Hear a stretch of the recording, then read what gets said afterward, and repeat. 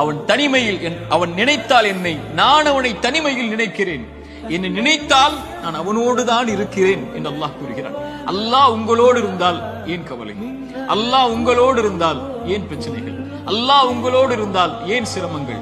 அல்லாஹ்வை நேசிக்கக்கூடிய அடியார்களுக்கு லா ஹவுஃபுன் அலைஹிம் வலா ஹும் யஹ்ஸனூன், அவர்கள் கவலை கொள்ள மாட்டார்கள், அவர்கள் பயம் கொள்ள மாட்டார்கள். அவர்களுடைய உள்ளம் அல்லாஹ்வின் நினைவால் நிரம்பி இருக்கும் போது இறைவன் கொடுத்த கவலை, இறைவன் கொடுத்த சோதனை, அவன் எனக்கு ஒன்றை நாடுகிறான், இதில் நான் நலவை முயற்சி செய்து முன்னேறுகிறேன், என்ன சோதனையாயினும் அவன் எனக்கு நீக்குவான் என்ற நம்பிக்கையில் ஒரு முஃமின் முன்னேறுவான்.